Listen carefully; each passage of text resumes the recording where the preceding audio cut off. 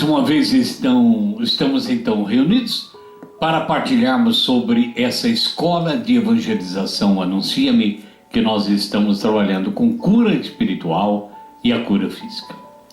Nessa aula de hoje, eu, Henrique, quero cumprimentar você no amor de Jesus e pegar a segunda carta do apóstolo Paulo aos Coríntios, no capítulo 5, versículo 17. É um versículo tão conhecido nosso, que deveria estar impregnado em nosso coração a cada instante. É o versículo que diz: se alguém está em Cristo, é uma nova criatura. O que significa isso? Não uma criatura sem vontade, mas uma pessoa totalmente nova, renovada, transformada, renascida, na verdade garantida para sempre, uma pessoa perfeita. Quem está em Cristo é uma nova criatura. Por isso nós precisamos romper, cada instante, as cadeias que Satanás tem colocado sobre nós e sermos curados de lembranças dolorosas de nosso passado. Existe um dom maravilhoso do Espírito Santo, que é o dom do discernimento dos Espíritos. Nós precisamos saber como é que tudo começa para que nós cheguemos a essa escravidão, a essas cadeias satânicas que nos prendem. Tudo começa pela tentação, depois vem a opressão e por último a possessão. Sempre a gente escuta perguntas assim: demônios existem?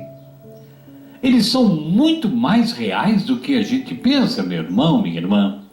São seres espirituais comandados por Satanás para a sua missão, que é matar, roubar e destruir.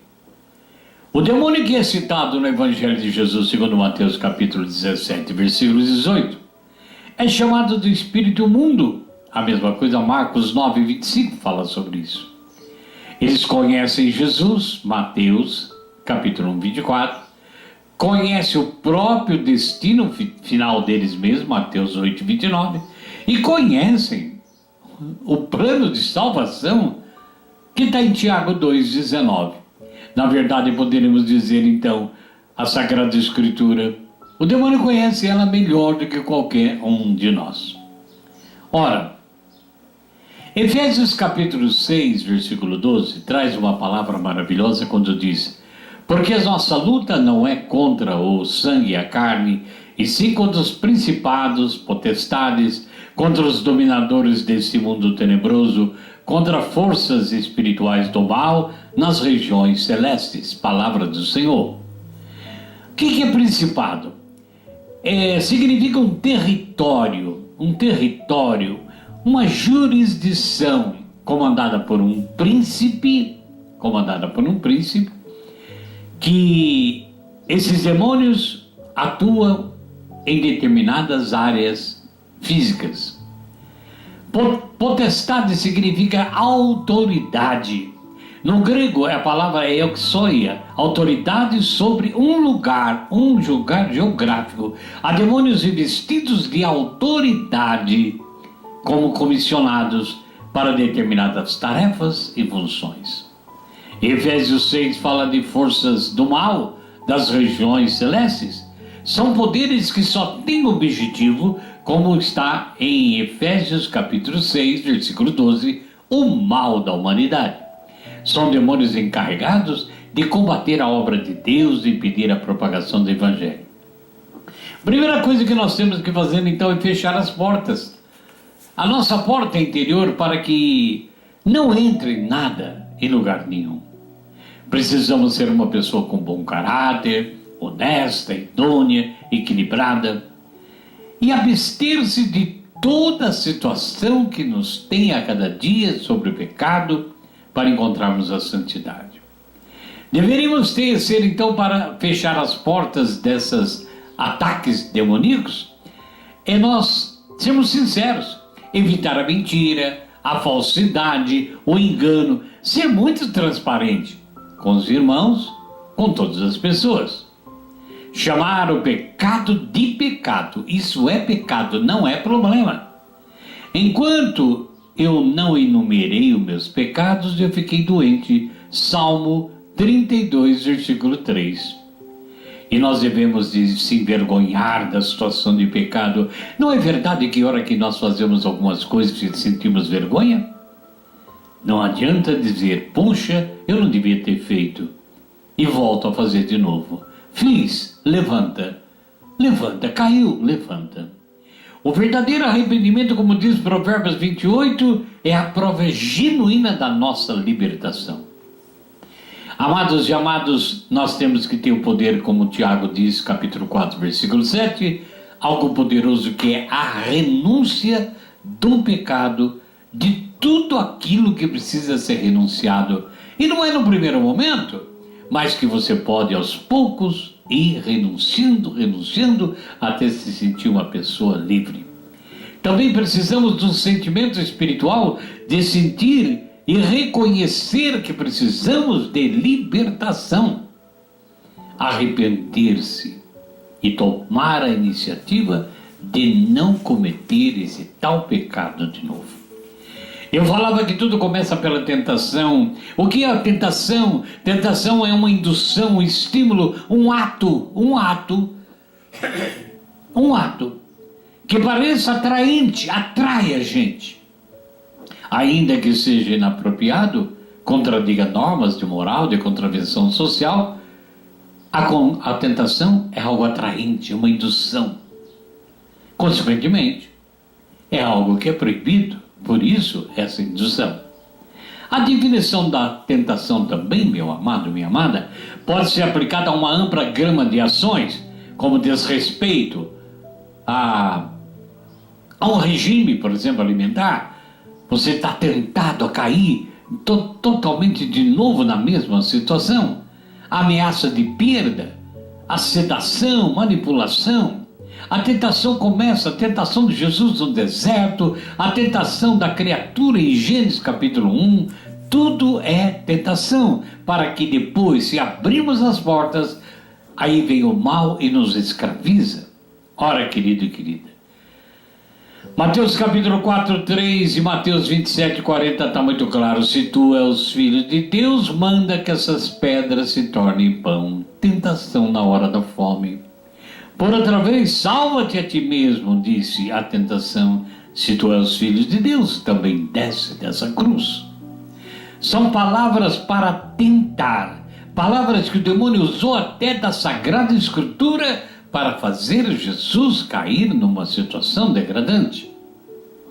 A segunda tentação, o demônio cita até a Escritura quando ele diz, está escrito o Salmo 90, pode pular desse abismo que os anjos te segurarão pelas mãos, porque está escrito. Então significa que Satanás, Lúcifer, o mal, ele conhece a palavra de Deus, ele só não conhece o nosso futuro, porque o futuro pertence a Deus. Ora, o que o demônio mostra para nós? Por acaso mostra um reino de felicidade eterna? Não, ele mostra a felicidade passageira, os reinos desse mundo. Ele vai tentando como tentou Jesus. Por isso que na terceira tentação a Jesus, o demônio oferece a coroa e todos os reinos do mundo. A glória humana, sabe, aquela sensação de poder. Tudo isso o demônio faz na minha e na sua vida. A tentação pode se servir de dois tipos, de uma situação de manipulação e de oportunidade. Também pela sedução. Perceba uma coisa. O que é sedução? É a capacidade de encantar a outra pessoa a fim de atingir objetivos. Você deve pensar até na sua própria vida. Mulheres sedutoras, homens sedutores, é uma manipulação para encantar outro a fim de atingir o que eu quero. A sedução pode estar nos objetos e também na inter-relação pessoal. Assim como as pessoas procuram, eu e você, todos nós no dia a dia, seduzir as pessoas em busca da gente ter uma vida melhor, uma qualidade melhor, a propaganda que a gente vê nas mídias também utiliza da arte de seduzir-nos para o consumo. Então, sedução é um estudo moderno do dia de hoje. A oportunidade, voltando um pouquinho, A sedução manipula. A gente, quando quer seduzir alguém, a gente consegue manipular as pessoas de todas as formas. E a oportunidade? É a disposição que o homem, eu ou você, temos no nosso interior. Determina aquilo que estamos tentados. A oportunidade apareceu. E nós ali estamos para dizer sim ou dizer não.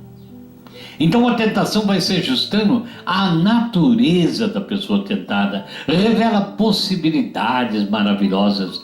Todo homem tem a montagem dentro de nós, pelo bem e pelo mal, dessa tentação. Tentação fará linha de uma disposição que pode governar a minha vida. Nenhuma pessoa, nenhum homem sabe que quão mal é ele até que ele tenha tentado, seja tentado a ser bom.